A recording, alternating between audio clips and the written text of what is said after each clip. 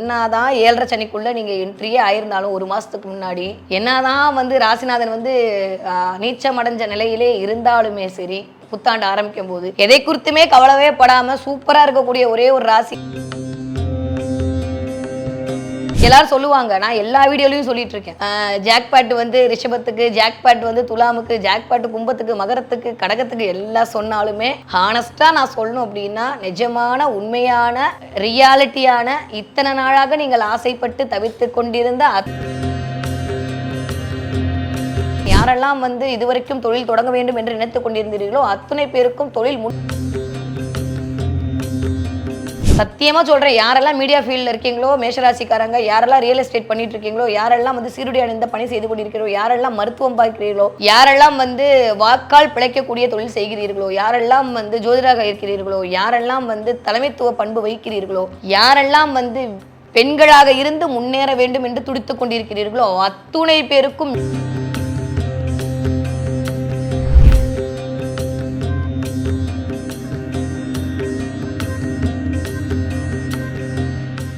உலகெங்கும் உள்ள real one ஆன்மீக நேயர்களுக்கு வணக்கம். நான் உங்க வித்யா கார்த்திக். ரொம்ப நாளுக்கு அப்புறம் உங்களை சந்திக்கிறதுல ரொம்பவே சந்தோஷம். இந்த எபிசோட்ல என்ன பார்க்க போறோம் அப்படின்னா, எல்லாரும் ஆவலா எதிர்பார்த்து கொண்டிருக்கிற ராகு கேது பெயர்ச்சி 2025வது வருடம் நிகழவிருக்கின்ற ராகு கேது பெயர்ச்சி. ஓகே, ராகு கேது வந்து இம்பேக்ட் பண்ணுமா அப்படின்னா எல்லாருக்குமே ஒரு பயம் இருக்கும் இயல்பா. குரு பயிற்சினா எல்லாரும் ஹாப்பி ஆவாங்க. சனி பயிற்சி வந்தாலோ இல்லை ராகு கேது பயிற்சி வந்தாலோ கொஞ்சம் அப்படியே லைட்டாக ஒரு ஜர்கு வரும். ஏன்னா இந்த ராகு கேது அப்படின்னு சொல்லக்கூடிய நிழல் கிரகங்கள் தான் ஒரு மனிதனுடைய வாழ்க்கையில் அனைத்து விதமான தீர்மானங்களையும் எடுக்கிறார்கள். சில பேர்லாம் ஜோசியம் பார்க்கும்போது பலனை தெரிய பாம்பை பிடின்னு சொல்லுவாங்க. ஸோ அந்த மாதிரி ராகு கேதுக்களுடைய சாரத்தை வச்சுமே நிறைய பலன் சொல்லக்கூடிய ஒரு ஜோதிட அமைப்புமே இருக்குது.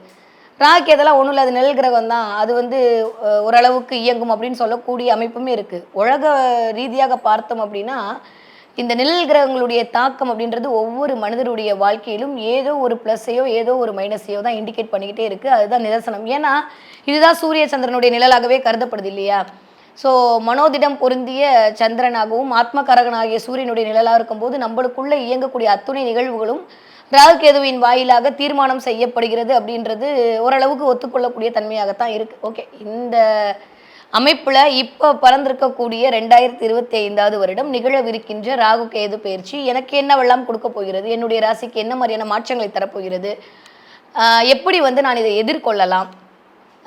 ராகு கேதுனாலே ஒரு விதமான ஒரு பயம். சர்ப்ப கிரகங்கள் அப்படின்னு சொல்லும்போது ஃபஸ்ட்டு ஒரு சின்ன ஒரு குட்டி ஒரு அவேர்னஸோ இல்லை ஒரு குட்டி அதை பற்றியான ஒரு கிளாரிட்டியோ கொடுக்கணும்னு நான் வந்து ஆசைப்பட்றேன். இயல்பாகவே ராகு கேதுன்னு சொல்லக்கூடிய இந்த நிழல் கிரகங்கள் தான் வந்து உலக மனிதர்களுடைய வாழ்வியலை ஓரளவுக்கு அப்படியே புரட்டி போடக்கூடிய தன்மையை நிகழ்த்திக்கிட்டு இருக்காங்க. என்ன அப்படின்னு சொல்லி பார்த்தோம் அப்படின்னா, ராகு அப்படின்னாலே பிரம்மாண்டம். ஒரு விஷயத்துக்குள்ள ரொம்ப அட்டாச்மெண்ட் ஆகி அதை பற்றியான ஒரு பேராசைக்குள் நம்மளை கொண்டு போய் விடுறது எல்லாமே ராகு தான். அதே டைரக்டாக ஆப்போசிட் 180 டிகிரியில் இருக்கக்கூடிய இந்த கேது என்ன அப்படின்னா டிட்டாச்மெண்ட். எதுவுமே வேணாம், எல்லாமே வேணாம் அப்படின்ற மாதிரியான ஒரு விரக்தி மனப்பான்மைக்குள்ளே இருக்கக்கூடிய ஒரு ஞான நிலைன்னு சொல்லலாமா? எப்பயுமே வந்து பிளானட்டுக்கு 2 விதமான குணங்கள்லாம் இருக்கும்னு சொல்லுவேன். காரகத்துவம் நிறையா இருக்கும், ஆனால் குணங்கள் வெளியே 2 விதமாக இருக்கும். ராகு கிட்ட இருக்கிற நல்லதும் இருக்கும், ராகு கிட்ட இருக்கக்கூடிய கெட்டதும் இருக்கும். அதே மாதிரி கேது முழுமை கெட்டதுன்னு சொல்ல முடியாது, முழுமையாக தடையுன்னு சொல்ல முடியாது. மைக்ரோ பயங்கரமான நுண்ணறிவு எல்லாமே கேது தான். ஒரு விஷயத்தில் ஆழ்ந்த அறிவு வேணும் அப்படின்னா அங்கே கேது வேணும். ஒரு விஷயத்தில் வந்து நீங்கள் மெடிசன் இருக்கணும்னா அங்கே கேது இருக்கணும். ஸோ நிறைய விஷயத்துக்கு கேது அப்படின்ற பிளானட் வந்து தேவைப்படுது. ஸோ கேது கிட்ட ப்ளஸ்ஸும் இருக்கும், கேது கிட்ட மைனஸும் இருக்கும். இப்போ இந்த எபிசோடில் என்ன பார்க்க போகிறோம் அப்படின்னா, நீங்கள் நிறைய வீடியோ பார்த்துருப்பீங்க, நான் உங்களுக்கு சொல்லணும்னு அவசியமே இல்லை. இருந்தாலும் யூடியூப் திறந்தாலே இப்போ சனி பயிற்சி, புத்தாண்டு பயிற்சி, ராகு கேது பயிற்சி, குரு பயிற்சி அப்படின்னு சொல்லிட்டு இந்த வருடம் பயிற்சிகளின் வருடமாக இருக்கிறது இல்லை. அதுவும் பிரம்மாண்ட பயிற்சி, 4 கிரகங்களுடைய பிரம்மாண்ட பயிற்சியின் அடிப்படையில் இந்த வருடம் முழுக்கமே அப்படியே எனக்கு தெரிஞ்சு 2024 மிட்லேருந்தே அப்படி ராகு கேதெல்லாம் வந்து என்ட்ரி ஆக ஆரம்பிச்சிட்டாங்க எல்லாருடைய மனதிலும். அந்த அளவுக்கு யூடியூப் திறந்தாலே வந்து ஒரு பக்கம் சூப்பராகவும் ஒரு பக்கம் கொஞ்சம் நெகட்டிவாகவும் போயிட்டே இருக்குது. கரெக்டாக சொல்லணும் அப்படின்னா இந்த ராகுவும் சரி இந்த கேதுவும் சரி சூப்பரான விஷயத்த மட்டும்தான் பண்ணுவாங்களா அப்படின்னா அங்கே ஒரு செக். எப்படி வந்து சனி அப்படின்ற ஒரு பிளானட் ஒரு ஜட்ஜ்மெண்ட் கொடுக்கக்கூடிய ஒரு பிளானட்டாக இருப்பாரோ அதே மாதிரியான ஒரு நல்லதை கொடுக்கக்கூடிய ஒரு பிளானட்டாக இருப்பாரோ, சனியை போல் ராகு இயங்குவார். செவ்வாயை போல் கேது இயங்குவார்னு ஒரு கோட்டெல்லாம் இருக்கு. அப்போ முழுக்க முழுக்க பாவ கிரகங்கள்னு சொல்லப்படுகிற இந்த ராகு கேது இப்போ பயிற்சி ஆகும்போது உங்களுடைய ராசிக்கு என்னவெல்லாம் செய்ய போகிறது அப்படின்னா ஒரு 50-50 தான் நான் சொல்ல முடியும். நல்லதும் ஒரு 50% இருக்கும், தீமையும் ஒரு 50% இருக்கும். ஆனால் இந்த தடவை நான் ஒரு சந்தோஷமான ஒரு விஷயம் சொல்லணும்னு நினைக்கிறேன். என்ன அப்படின்னா ராகு சரி கேதுவும் சரி அவங்களுக்குன்னு தனி வீடு கிடையாது. நம்ம கிரகத்திலே பார்த்தா ஒரு 7 பிளானட்டுக்கு வந்து வீடு இருக்குது. நம்மளுக்கு எல்லாமே தெரியும். அது நான் வந்து இப்போது கிளாஸ் எடுக்க வேணாம். பட் ஆனால் ராகுக்கு எதுக்கு வீடு கிடையாது. ஆனால் அவர்கள் எந்த வீட்டில் அமர்கிறார்களோ அந்த வீட்டு தன்மையை தனதான தன்மையாக அவர்கள் வந்து எடுத்துக்கொள்வார்கள் அப்படின்றது தான் ஒரு வந்து ஐதீகம் இல்லை, அதுதான் உண்மையும் கூட. அப்போ அந்த மாதிரி பார்க்கும்போது இந்த தடவை ராகு எங்கே வரப்போறாரு அப்படின்னா கும்ப வீட்டுக்கு வரப்போறார். அது காலபுருஷனுடைய 11ஆம் வீடு. கிட்டத்தட்ட ஆளுமை பொருந்திய எல்லாவற்றையும் அடக்கி ஆழக்கூடிய கரெக்டான நீதியை வழங்கக்கூடிய சனியுடைய வீட்டில் போய் ராகு அமர்கிறார். அப்போ சனியை போல் ராகு செயல்பட போகிறார். அப்படி எடுத்துக்கலாமா? அப்படிதான் எடுத்துக்கணும். இந்த பக்கம் வந்தீங்கன்னா சூரியனோட வீட்டில் வந்து ராகு உட்காந்துருக்கிறார். சூரியனோட வீட்டில் வந்து கேது அமர்கிறார். அப்போ சூரியன் வீட்டில் கேது அமரும் போது சூரியனுடைய வீடை முழுமையாக தனதாக்கி கொள்ளுவார் கேது. அப்போ யாருக்கெல்லாம் சூரியன் என்ன மாதிரியான பலன்கள்லாம் கொடுக்க போகுது அப்படின்றத பொறுத்து கோச்சாரம் அப்படின்றது எனக்கு தெரிஞ்சு ஒரு 20 to 30% நல்லா வேலை செய்யும். அதை தாண்டி உங்களுடைய தசாபுதி நல்லாக இருக்கிற பட்சத்தில் உங்களுடைய நேட்டல் ஹாரோஸ்கோப்ல இருக்கக்கூடிய பிளானட் பொசிஷன்லாம் நல்லா இருக்குன்ற பட்சத்தில் பெருசாக ராகு கேதுகளுடைய பயிற்சியோ அதுகளுடைய விளைவுகளை பற்றியோ நம்ம வந்து கவலைப்பட வேண்டிய அவசியம் இல்லை. ஏன்னா எப்பயுமே குட்டுன்னு சொல்லிட்டே இருக்கிறதுல வந்து பலன் இல்லைல்ல.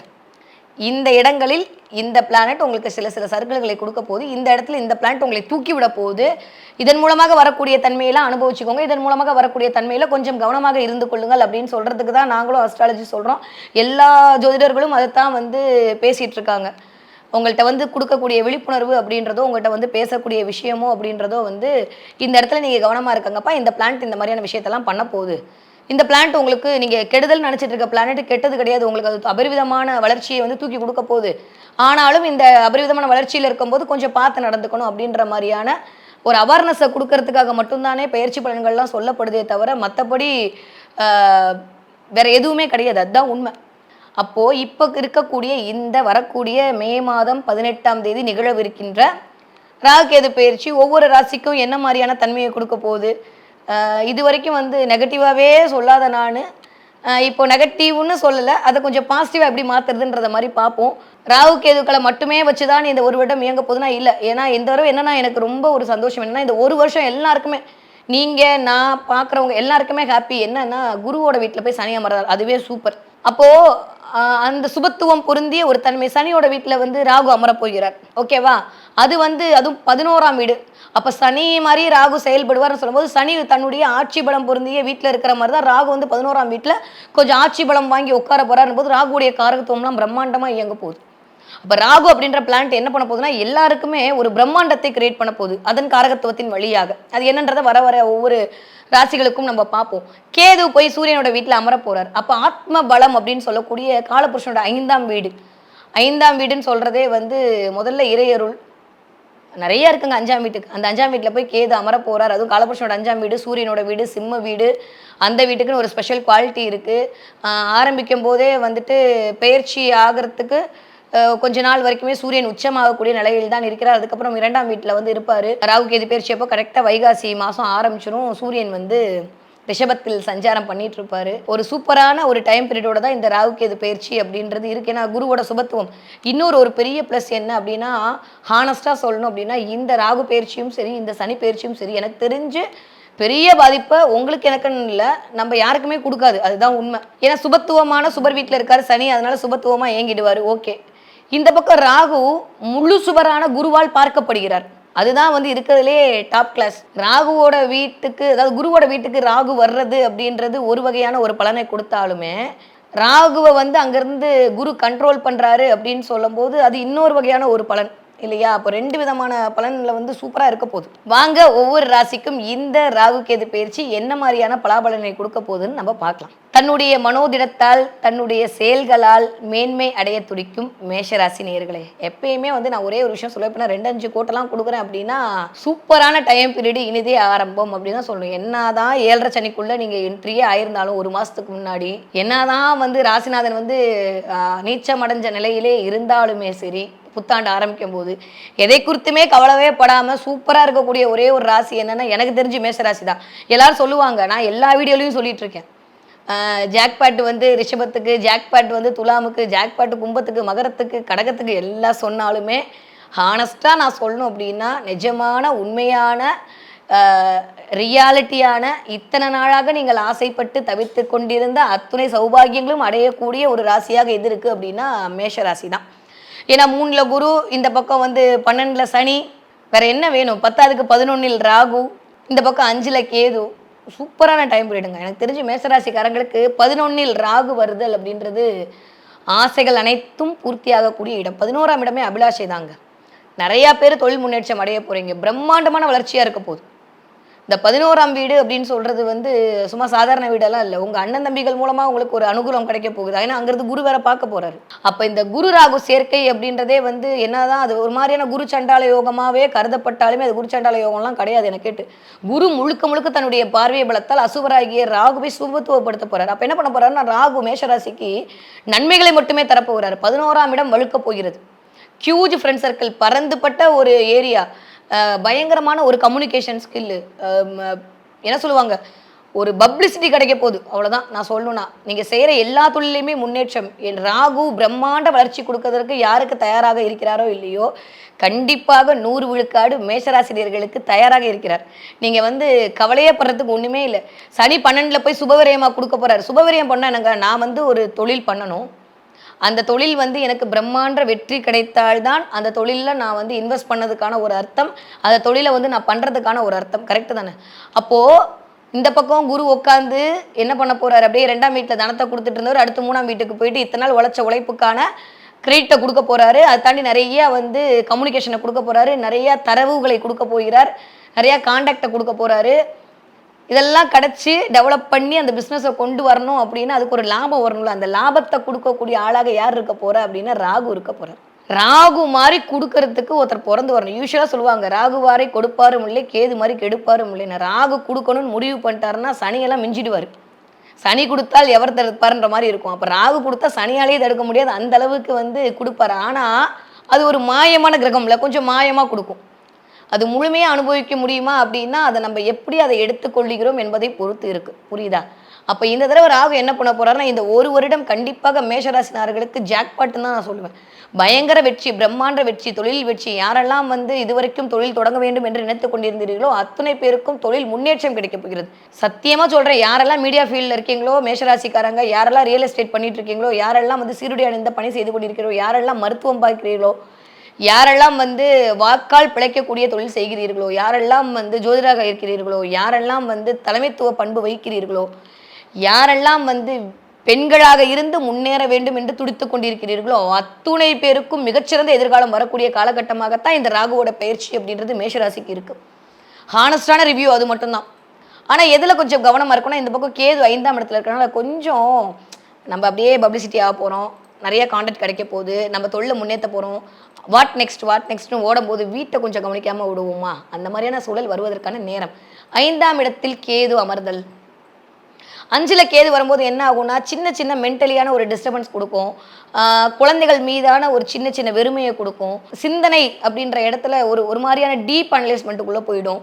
நான் இன்னொன்று சொல்லட்டுமா, 11ஆம் இடம் தான் காலபுருஷனோட அமானுஷங்கள் நிறைந்து விடு. நான் இயல்பாகவே சொல்லிட்டேன், கும்பம் அப்படின்னாலே வந்து அது ஒரு மாதிரியான ஒரு நல்ல ஒரு எனர்ஜியை ரிசீவ் பண்ணக்கூடிய ஒரு வீடு. அந்த வீட்டுக்கு ராகு வர்றது அப்படியே அங்கேருந்து கேதுவுடைய பார்வை 5ஆம் இடம்னு சொல்லக்கூடிய உங்கள் வீட்டுக்கான பூர்வ புண்ணிய ஸ்தானத்தில் வந்து கேது அமர்தல் அப்படின்றது ஒரு வகையில் நிறைய மைனஸ் இருந்தாலும் ப்ளஸ் என்னன்னு அப்படின்னு சொல்லி பார்த்தோம் அப்படின்னா ஆத்ம ஞானம் அதிகரிக்க போகிறது. உள்ளுக்குள்ளே பயங்கரமான ஒரு இன்ட்யூஷன் பவர் கிடைக்க போகுது, குலதெய்வத்துடைய ஆகச்சிறந்த அருள் கிடைக்க போகுது, பயங்கரமாக கோவில் குளம்னு சுத்த போகிறீங்க.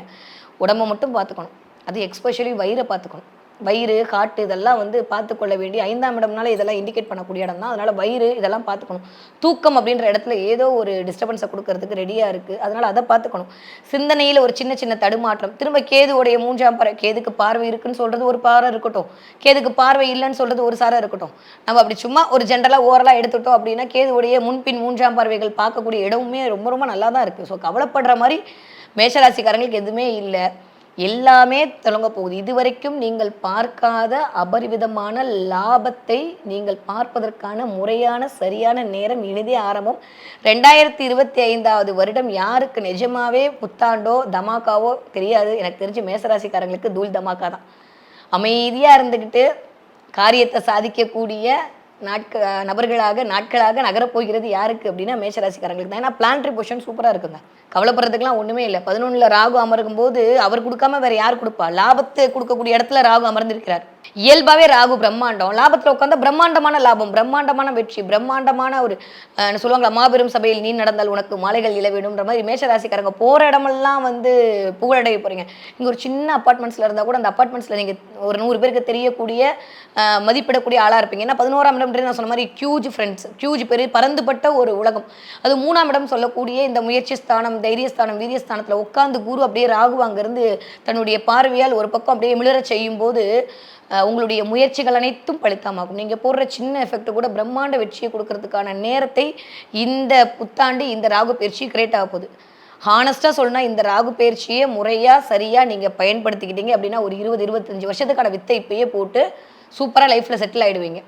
அதனால் எதை குறித்துமே கவலைப்பட வேணாம். எங்கே கவனம் அப்படின்னா தூக்கத்தில் கவனமாக இருக்கணும், உடல்நிலையில் கொஞ்சம் கவனமாக இருக்கணும், குழந்தைகளிடம் கொஞ்சம் கவனமாக இருக்கணும். குழந்தை ஸ்தானத்தில் கேதுவோட இருக்கனால உங்களுக்கும் குழந்தைகளுக்குமான ஒரு சின்ன பிள்ளைங்கள்லாம் ஏதாவது பேசினா விட்டுருங்க, நம்ம பிள்ளைங்க தானே, நம்மள மாதிரி தானே இருக்கும். அதனால் பிள்ளைங்க ஏதாவது பேசுகிறாங்க அப்படின்னா அதுக்காண்டி உடனே கடிஞ்சிக்காதீங்க, கொஞ்சம் அரவணைச்சிக்கோங்க. சிந்தனை அப்படின்ற இடத்துல வந்து ரொம்ப டீப்பான ஒரு சிந்தனை. ஒரு பேருக்கு அவங்களுடைய நேச்சுரல் அரஸ்கோப்பை பொறுத்து சில பேருக்கு ஒரு மாதிரியான ஆன்ம பலம் அதிகம் இருக்கும், சில பேருக்கு ஒரு மாதிரியான விரத்தி நன்மை அப்படின்றது வந்துடும். அதெல்லாம் ஒன்றுமே வேண்டாம். முடிஞ்ச அளவுக்கு பிள்ளையாரை பிடிச்சிக்கோங்க. அஸ்வினி அப்படின்னாலே கேது தான். கேது அடக்கக்கூடிய ஒரே ஒரு ஆள் யார் அப்படின்னா நம்ம பிள்ளையார் தான். இந்த ராகப்பயிற்சியில் உங்களுக்கு என்ன தெய்வத்துடைய அனுகிரகம் தேவையோ இல்லையோ என கேட்டு நீங்கள் பிள்ளையாரையும் அனுமனையும் பிடிச்சிக்கிறது எல்லா ராசிக்காரர்களுக்குமே ஒரு மிகச்சிறந்த ஏற்றத்தையும் மிகச்சிறந்த மாற்றத்தையும் கண்டிப்பாக கொண்டு வரும். அந்த வகையில் பார்க்கும்போது பிள்ளையாரை பிடிச்சிக்கோங்க. அவர் தான் கற்பக விநாயகர் தான் வந்து உங்களை கற்பகமாக காமதேனுவாக கொடுப்பதற்கு ராகுவை இயக்கவும் ரெடியாக இருப்பார். இந்த பக்கம் உங்கள் சிந்தனை பலத்தில் நல்ல சிந்தனையை மட்டும் விதைத்து அதன் மூலமாக உங்களுடைய ஆன்ம பலத்தை அதிகரித்து அதன் மூலமாக உங்களுடைய எல்லா விதமான நன்மையை கொடுப்பதற்கும் பிள்ளையார் ரெடியாக இருக்காரு. கண்டிப்பாக மேஷராசிக்காரங்க பிள்ளையாரை போய் பார்த்துக்கோங்க. முடியும்னு நினைக்கிறவங்க சங்கடகடா சதுர்த்தி அன்னைக்கு என் குருநாதர் சொன்னது எல்லா இடத்துலையும் நான் சொல்லிட்டு இருக்கேன். சங்கடகடா சதுர்த்தி அன்னைக்கு பிள்ளையாருக்கு ஒரு சந்தன காப்பு போட்டு அந்த வலது தொலை இருக்கக்கூடிய சந்தனத்தை எடுத்து நெத்தியில் பூசிட்டு வர மேஷராசிக்காரங்க மேன்மையினோட உச்சத்தில் தான் இருப்பீங்க. எனக்கு தெரிஞ்சு எல்லாவற்றையும் விட அதிகமான லாபத்தை பெறக்கூடிய ஆட்களாக ராகுகேது பயிற்சியில் யார் இருக்காங்க அப்படின்னு பார்த்தா கண்டிப்பாக மேஷராசிக்காரங்க. இயல்பாகவே இந்த பாவகிரகங்கள் கொடுக்கும்போது பிரம்மாண்டமாக தான் கொடுக்கும், சாதாரணமாக கொடுக்க மாட்டாங்க. ஒரு நாளில் ஒருத்தன் கோடீஸ்வரன் ஆயிடுறாரு, ஒரு நாளில் ஒருத்தர் செலிபிரிட்டி ஆயிடுறாரு, ஒரு நாளில் ஒருத்தரோட லைஃபே மாறுது அப்படின்னா அங்கே சனி இயங்குறாரா குரு இயங்குறாரான்னு இல்லை, அங்கே ராகுகேது இயங்குதான்னு தான் பார்க்கணும். அந்த மாதிரி ராகு உட்காந்து பிரம்மாண்ட வெற்றியை பிரம்மாண்ட வளர்ச்சியை பிரம்மாண்டமான எல்லா விஷயத்தையும் கொடுக்க போகிறார். இந்த இடத்தில் சிந்தனை தடுமாற்றம் இல்லாமல் பார்த்து கொள்ளுங்கள். கொஞ்சம் உங்களுக்கு துணை அல்லது துணைவரிடம் மனசு விட்டு பேசுங்க. ஏன்னா இந்த 5ஆம் இடத்தில் கேது அமர்தல்ன்றது இறையருள், உங்களுடைய குலதெய்வத்துடைய சக்தி, உங்களுடைய சிந்தனைக்குள்ள இன்ட்யூஷன் பவர், பயங்கரமாக வந்து கோவில் குளமாக நீங்கள் சுற்றுறது எல்லாவற்றையும் உங்களுக்கு வந்து கொடுக்கும். 5ஆம் இடம்னா இறையருள் தான். நான் சொன்ன மாதிரி நிறைய பெண் தெய்வங்களுடைய அகச்சிறந்த அருள் அப்படின்றது 100க்கு 150 விழுக்காடு இருக்குது. நிறைய பேர் ஃபாரின் ட்ராவல் பண்ண போகிறீங்க. 11ல் ராகு வரும்போது நிறைய பேர் இந்த பக்கம் 12ல் வேறு சனி, நிறைய பேர் பாஸ்போர்ட்லாம் எடுத்து வச்சுக்கோங்க, நல்லா ஃபாரின் போக போகிறீங்க, சுற்ற போகிறீங்க. நிறைய முஸ்லீம் கண்ட்ரிகளுடைய ஆதரவு கிடைக்க போகுது. கேது அப்படின்னாலே கிறிஸ்டின் தான். அந்த மாதிரி பிற மொழி மனிதர்களுடைய இதெல்லாம் உங்களுக்கு கிடைக்க போகுது. நிறைய வந்து ஞானிமார்களுடைய தரிசனம் கிடைக்க போகுது. ரொம்ப நல்லா இருக்குங்க. மேஷராசிக்கு குறைன்னு சொல்கிற மாதிரிலாம் எதுவுமே இல்லை. இந்த ராகுகேது பயிற்சி மேஷராசிக்கு லாபத்தை தருவதாகவும் உங்களுடைய புத்திர ஸ்தானத்தை வலுக்க செய்வதாகவும் உங்களுடைய ஆன்ம பலத்தை அதிகரிப்பதாகவும் தான் இருக்குது. சூப்பராக இருக்குது. பிள்ளையார்பட்டி ஒரு தடவை போயிட்டு வரக்கூடிய மேஷராசிக்காரர்களுக்கு தொட்டதெல்லாம் துலங்கக்கூடிய வருடமாகத்தான் இந்த ராகுகேது பயிற்சி இருக்குது. முடியும்னு நினைக்கக்கூடிய மேஷராசிக்காரங்க கண்டிப்பாக சதுர்த்தி அன்னைக்கு ஏதாவது ஒரு கொலக்கட்டை நைவேத்தியம் பண்ணி இருக்கிறவங்களுக்குலாம் தானம் பண்ணிடுங்க. வெள்ளம் வச்சு தானம் பண்ண வாழ்க்கையும் வெள்ளமாய் கண்டிப்பாக தித்திக்கும்.